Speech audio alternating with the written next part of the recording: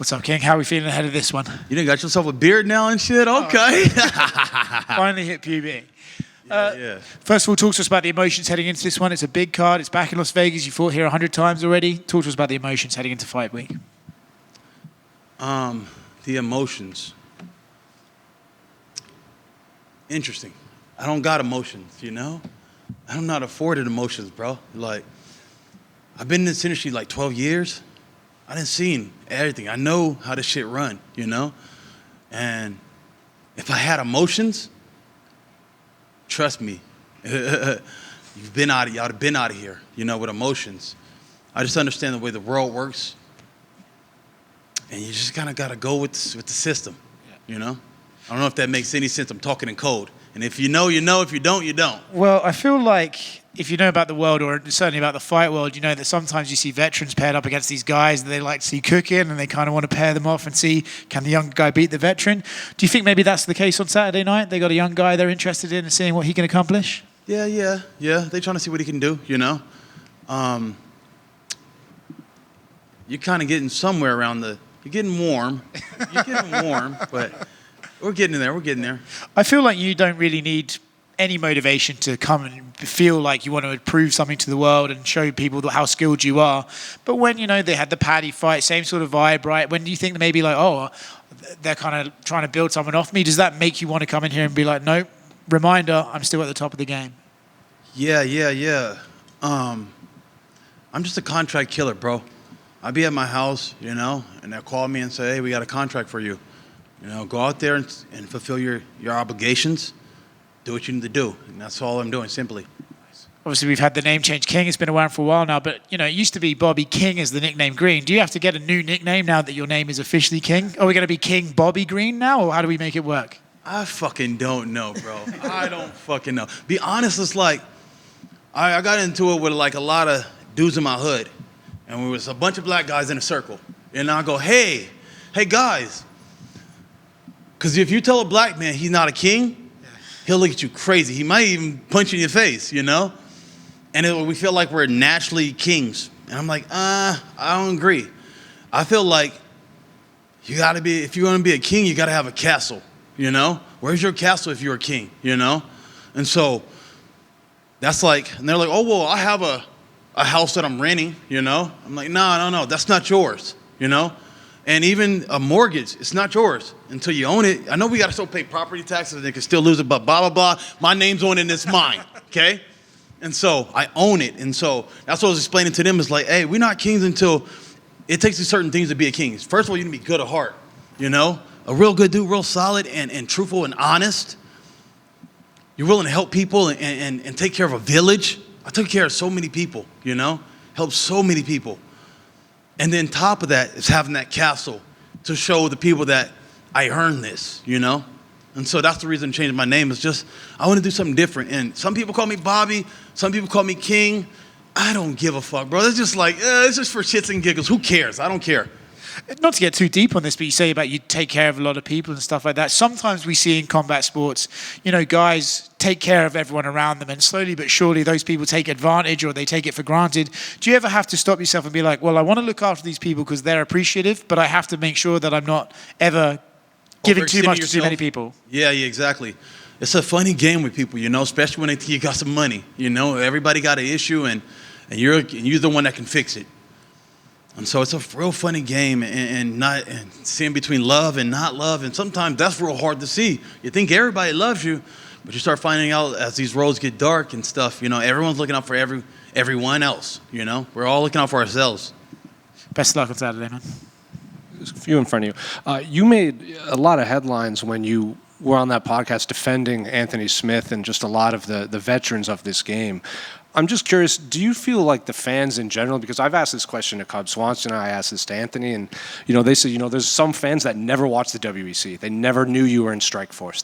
They don't know what King of the Cage is. They don't know any of these other promotions. Do you feel like the fans that maybe discovered this sport during the pandemic when it was the only thing going have done their proper research and like they respect the veterans of the game like yourself? Yeah. First of all, I was just trying to break that shit down to TJ. And I was like, TJ, you got, 23 fights? Look how much his body has failed him. after 23. Imagine I got 50. This is my 51st. Anthony's like close to 60. You don't know what that walk is like, TJ, when we get that fucking far down, bro. You know? To keep doing this and chugging along, that's what my hat's off to Tony Ferguson, Nate Diaz, Jim Miller, those guys that are really fucking true fighters till the end. We fought the young, the new, the next version, the next generation, and the next generation, you know? So, like, some people, like, they look at us like, well, you're not champion, so I don't even know if I can even talk to you. And it's like, damn, you just overshadow so much. Like, you have no idea what it is to be those guys, you know? To kind of go off of that, you know, Rufy, your opponent, on one of the embeddeds, he's like, I think his phrase was like, oh, I'm going to bring something new that Bobby's not seen. But he was 11 when you made your pro debut. Sheesh. So do you think that's just like young fighters hear fighters say stuff like that and they think that's what they have to say? Because like realistically, what could a fighter like Mauricio Rufy bring that you haven't seen inside of a cage? That's crazy. I was telling him the same thing. I'm going to show you something that you ain't seen. You know, I know you've seen my fights, but everyone will say like once they got in it with me, it was totally different, you know? It's different when we're getting into the actual fight, you know? And so what I do want to tell him, because I heard he was saying, like, I'm going to be talking shit to him. And I'm like, bro, I don't talk shit to anybody. I don't know where y'all got this narrative for me. Like, I'm a good dude, bro. And I don't got no disrespect or hate for nobody, you know?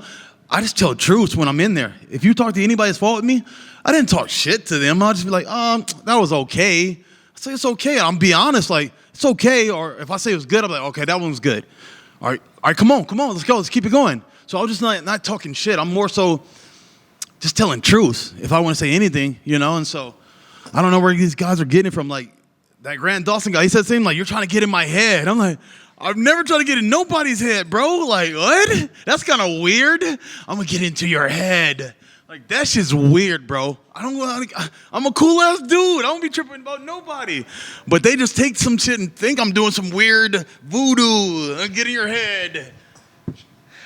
Just a couple more. I don't know if you're a guy that pays attention to like where he stands in like the lightweight record books, but you know you have the most significant strikes and total strikes in UFC lightweight history, and you're the only lightweight with over 2,000 total strikes landed. I think the next one close to you is at 1,700, and that's Jim Miller.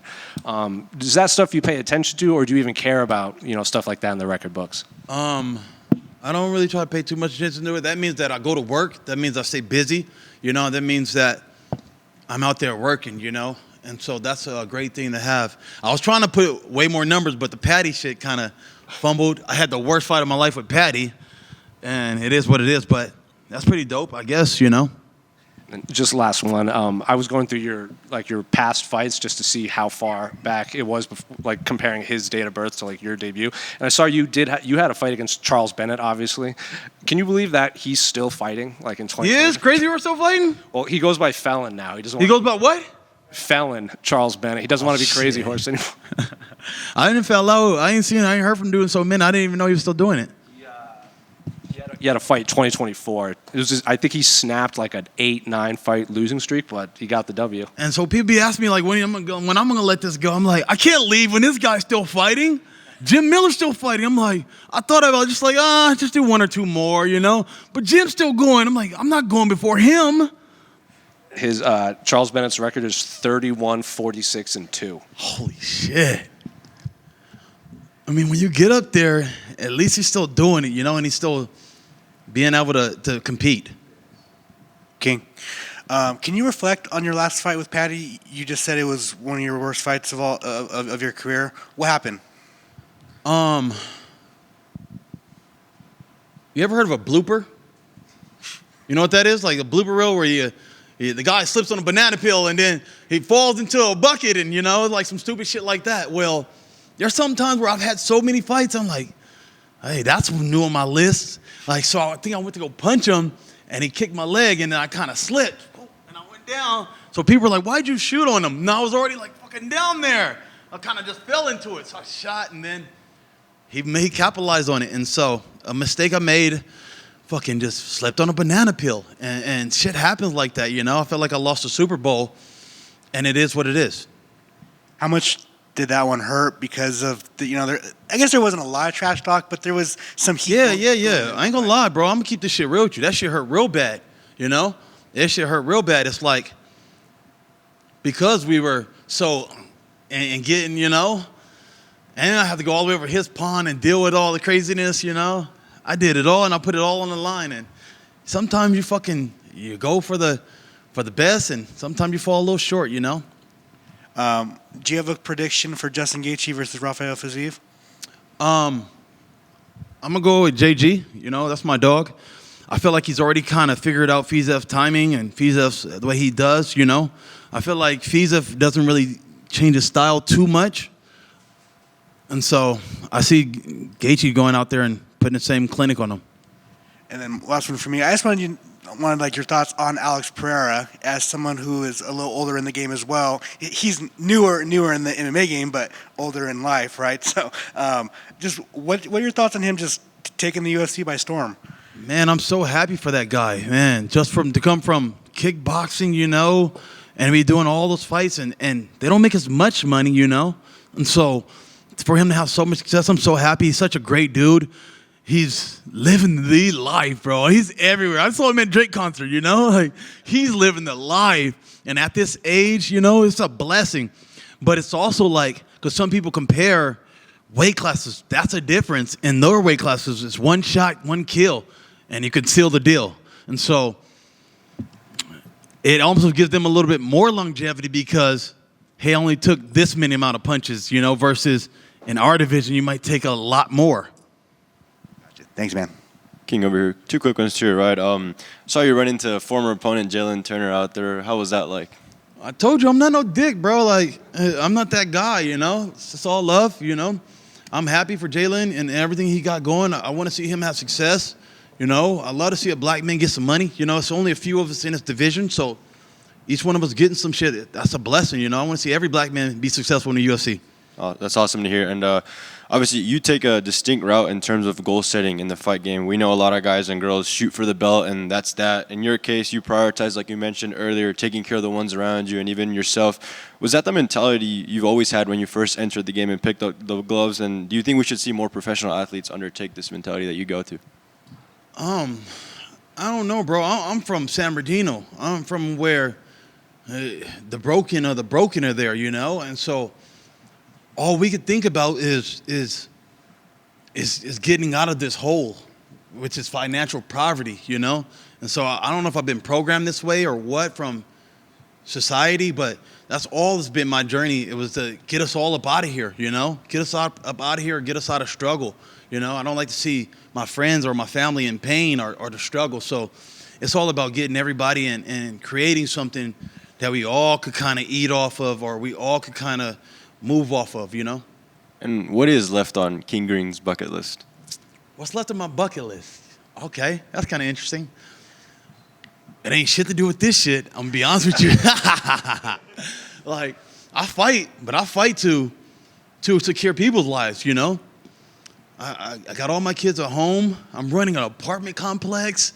Getting ready to buy a club. Like, I'm doing all kind of things. I got 27 chickens.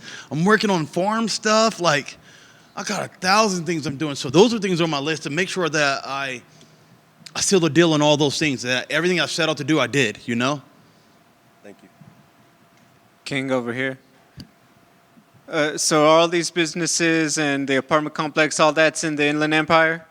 Yeah. I got a house in LA I bought. And I got a house in Vegas that I'll be out here in Vegas too, but everything else is in the IE. I'm not going nowhere. I started here, and I want to show the people that I'm born here, and I'm still going to be here till I die.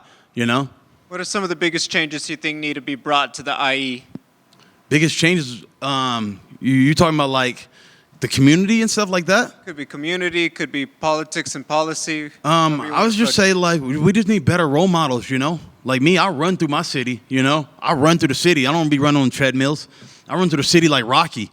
And I'm hoping some little kid will see me, I'll be running out there with my music, my headphones, and they be like, beep, beep, beep. And I'm like, what's up, And I'm like, man, maybe one day I want to be like that guy instead of trying to be a gangster, trying to be a drug dealer, maybe you can do this fighting shit. Maybe it'll get you out of same shit it got me out of. Rufy and his whole team are undefeated in the UFC so far. What would it mean to you to be the one to hand the whole team that first L? It is what it is, bro. We're going to get out there and we're going to scrap. It's all in God's plans, you know. I like what they're doing as a team. I like how they move, you know, and I love their little swag. I keep seeing these fucking glasses everywhere and shit, you know. I like their swag, you know. They're doing their thing. Hats off to them. We come to fight, and when we lock in and we lock up, the better of the skills will prevail. You say you don't talk trash, so can I ask, who would you say you talk the most truth to out there in the octagon? He don't speak English like that, so it's like, with this guy, I'm like, what do I need to say to him, you know? I don't really got much to say to him, so it's like, he don't even speak English like that. And I speak a little bit. I don't say obrigado, you know? I just learned a new one, was boa sage.